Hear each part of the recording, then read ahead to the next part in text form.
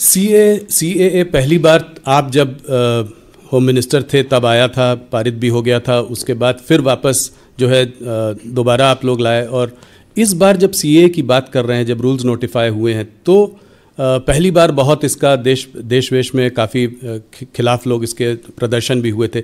इस बार इतना कुछ हुआ नहीं, तो क्या आपको लगता है लोगों की अब ये समझ में आ रहा है ये, और ये इसको आप लोग अब आगे बढ़ा पाएंगे? देखिए, मैं समझता हूँ कि सबसे बड़ा संकट यदि विपक्ष के पास है तो सबसे बड़ा संकट है उनके पास मुद्दों का अकाल है जी।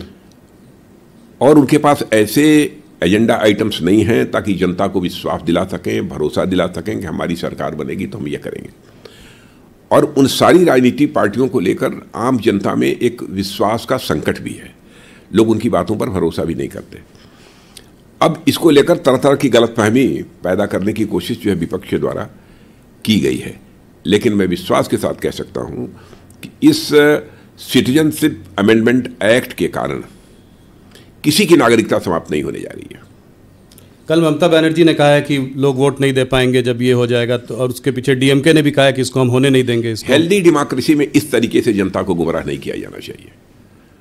और मैं समझता हूं ममता जी को भी जानकारी होगी इस सच्चाई की कि इस नागरिकता कानून यानी सिटीजनशिप अमेंडमेंट एक्ट के कारण किसी की नागरिकता जाने वाली नहीं है जी।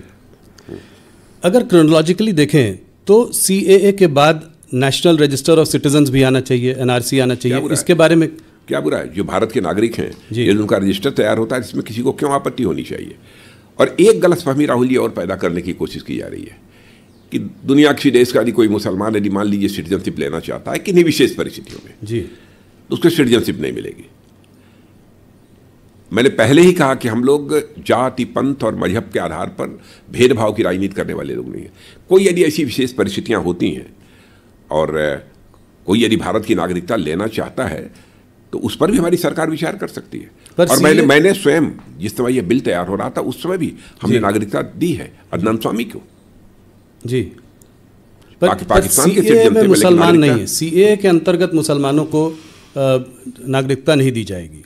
सीएए के उसके अंदर मुसलमान तो है नहीं, परिस्थितियों पर निर्भर करता है जी।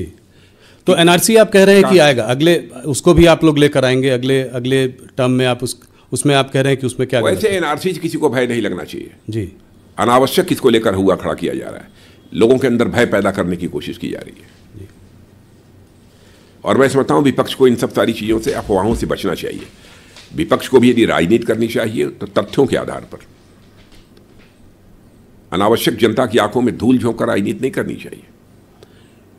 विपक्ष के अंदर भी वह दमखम होना चाहिए कि यदि राजनीति करनी है तो जनता की आंखों में धूल झोंक कर राजनीति न करें, बल्कि जनता की आंखों में आंख डालकर राजनीति करें।